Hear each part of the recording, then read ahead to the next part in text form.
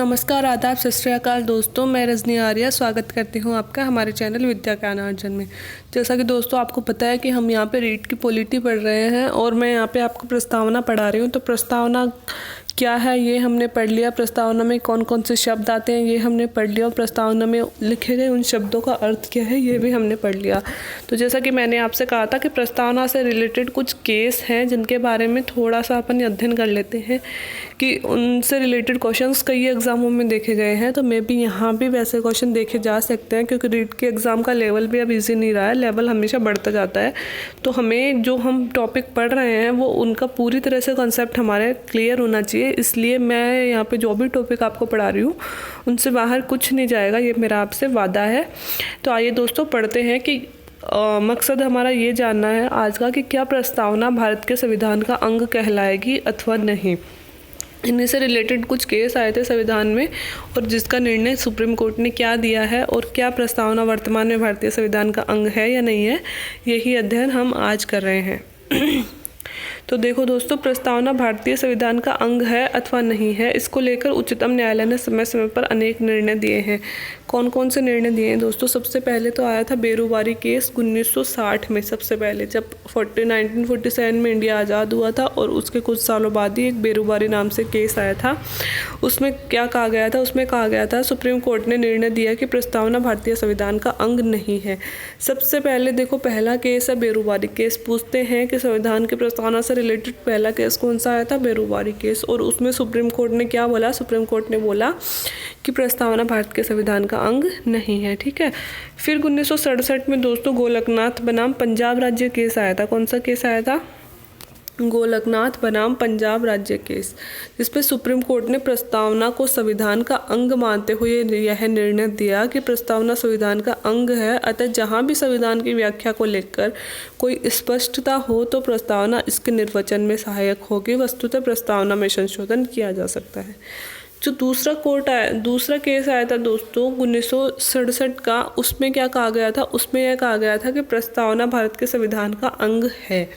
इस केस का नाम था गोलकनाथ बनाम पंजाब राज्य केस। इसमें सुप्रीम कोर्ट ने अपने निर्णय को बदल दिया, और अपने निर्णय को बदलना दोस्तों क्या कहलाता है? मैंने आपको पढ़ाया था, न्यायिक पुनर्विलोकन कहलाता है। जब सुप्रीम कोर्ट को लगे कि उसके दिए हुए निर्णय से स्पष्ट न्याय नहीं हुआ या फिर उसके निर्णय में कोई कमी रह गई, तो सुप्रीम कोर्ट अपने ही निर्णयों का पुनर्विलोकन कर सकता है, पुनर्जांच कर सकता है। ठीक है। तो अपने ही निर्णय को बदलते हुए सुप्रीम कोर्ट ने 1967 में गोलकनाथ बनाम पंजाब राज्य केस में पुनः बोला कि प्रस्तावना को भारतीय संविधान का अंग माना जाएगा। मतलब प्रस्तावना भी भारतीय संविधान का अंग है, और प्रस्तावना का काम क्या है कि जहाँ भी संविधान के कोई भी अनुच्छेद है उससे लेकर हमें प्रॉब्लम होती है कि यार ये इस अनुच्छेद में क्या है, यहाँ ये बात स्पष्ट नहीं लिखी गई है, तो उस समय हम प्रस्तावना का सहारा लेंगे। किसका सहारा लेंगे? प्रस्तावना का सहारा लेंगे। अर्थात संविधान की व्याख्या को लेकर कोई अस्पष्टता हो तो प्रस्तावना इसके निर्वचन में सहायक होती है। कोई भी अस्पष्टता संविधान में कहाँ भी आए तो इसके निर्वचन में सहायक कौन होगी? प्रस्तावना होगी। वस्तुतः प्रस्तावना में संशोधन किया जा सकता है। दोस्तों ये सारे केस इसीलिए आ रहे थे कि क्या हम प्रस्तावना को बदल सकते हैं कभी, या फिर प्रस्तावना जो एक बार लिख दी गई सेम वैसे ही रहेगी। तो इसीलिए पहले 1960 में कहा गया कि प्रस्तावना संविधान का अंग नहीं है, क्योंकि हमारे संविधान में ये कहा गया कि संविधान में संशोधन हो सकते हैं। तो पहले जब ये कह दिया गया प्रस्तावना संविधान का अंग नहीं है, मतलब संशोधन नहीं हो सकते। फिर 1967 में ये कहा कि संविधान का अंग है, मतलब प्रस्तावना में भी जैसे संविधान में संशोधन होता है वैसे ही संशोधन हो सकता है। ठीक है। अब तीसरा केस आया दोस्तों केशवानंद भारती बनाम केरल राज्य केस। 1973 का ये केस है, और ये सबसे इम्पोर्टेंट केस है दोस्तों उन सब में। इसमें क्या कहा गया दोस्तों? नाम याद रखना है, केशवानंद भारती बनाम केरल राज्य केस। बाद में सुप्रीम कोर्ट ने निर्णय दिया कि संविधान के अन्य उपबंधों के भांति प्रस्तावना को भी संविधान द्वारा अधिनियमित और आत्मार्पित करके पारित किया गया है, अतः यह संविधान का अंग है। साथ ही संसद प्रस्तावना में संशोधन कर सकती है। जो बेरूबारी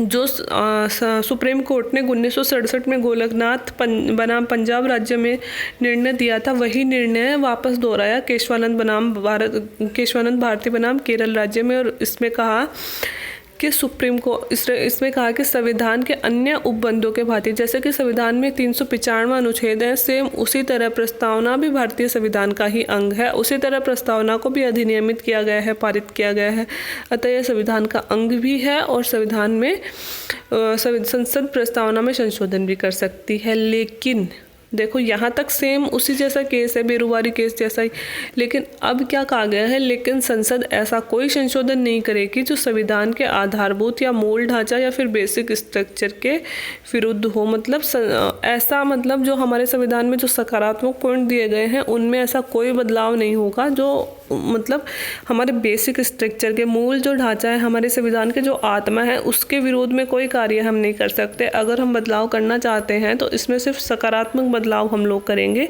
किसी भी तरह का नकारात्मक बदलाव हम प्रस्तावना में नहीं कर सकते। तो ये कहा गया है दोस्तों 1973 के केशवानंद भारती केस में, ठीक है।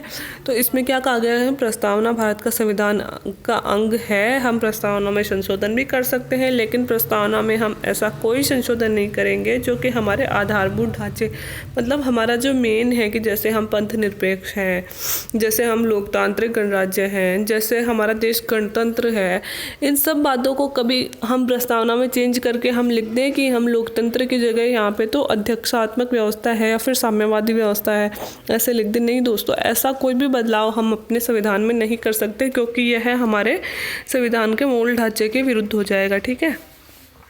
अब जो प्रस्तावना में उल्लेखित है स्वतंत्रता, समानता और बंधुत्व शब्द हमने कहाँ से लिए हैं, फ्रांस की क्रांति के नारे से प्रभावित है। प्रस्तावना में जो हमने स्वतंत्रता, समानता और बंधुत्वता 3 शब्द प्रस्तावना में आते हैं, वो फ्रांस की क्रांति के नारे थे दोस्तों। 1788 के लगभग शायद फ्रांस की क्रांति हुई थी, उसमें यह नारा दिया गया था, तो उसमें से हमने ये 3 शब्द ग्रहण किए हैं, ठीक है। अब यह संविधान की प्रस्तावना में विश्व के प्रमुख संविधानों के प्रमुख क्रांतियों के सार तत्व को देखा जा सकता है। हमने ना सिर्फ दूसरों के संविधान से कुछ सीखा है, बल्कि विश्व में अनेक क्रांतियां जैसे हुई थी, जैसे अमेरिका की क्रांति हुई थी, इंग्लैंड की गौरवपूर्ण क्रांति हुई थी, फ्रांस की क्रांति हुई थी, उनसे भी दोस्तों हमने बहुत कुछ सीखा है और अपने संविधान में ग्रहण किया है। तो वही बात यहाँ पे बताई गई है कि 1776 के अमेरिकी संविधान से तो हम लोकतांत्रिक मूल्य ग्रहण किए हैं। लोकतांत्रिक मूल्य का मतलब है कि हमारा संविधान अंतिम रूप से जनता को समर्पित है, यहाँ जो कुछ भी होगा वह जनता के द्वारा किया जाएगा और जनता के हित में किया जाएगा। ये हमने कहाँ से सीखा है दोस्तों, अमेरिकन क्रांति से सीखा है जो 1776 में हुई थी, ठीक है।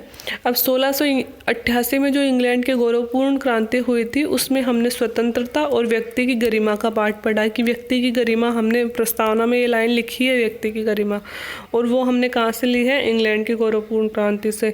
और जो 1917 में रूस की बोल्शेविक क्रांति हुई है, वहाँ से समानता का भाव हमने ग्रहण किया है। तो हमने विभिन्न प्रकार की क्रांतियों से भी विभिन्न प्रकार की चीज़ें सीखी हैं।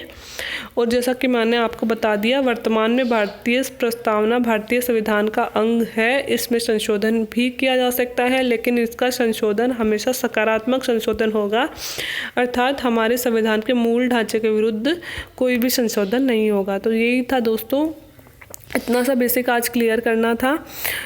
उम्मीद है कि आपको मेरा वीडियो पसंद आया होगा। अगर वीडियो पसंद आए तो please like, share and subscribe करें, अपने दोस्तों तक चैनल को पहुंचाएं। और यहाँ पे हमारी प्रस्तावना पूरी हो जाती है। इसके बाद हम मूल अधिकार और मूल कर्तव्य पढ़ेंगे और उसके बाद हम संसद, राष्ट्रपति वगैरह का अध्ययन करेंगे। सिलेबस आप देखते रहना, सिलेबस के टॉपिक टू टॉपिक मैं यहाँ पर चल रही हूँ। मैंने अपने फर्स्ट और सेकेंड वीडियो में सिलेबस को अच्छी तरह से समझाया है। अगर रीट का नया सिलेबस आपको पता नहीं हो तो प्लीज़ नीचे जाके वीडियो सर्च कर लें। मेरे चैनल पर आपको रीट से रिलेटेड सभी न्यू इन्फॉर्मेशन मिल जाएगी। Thank you very much.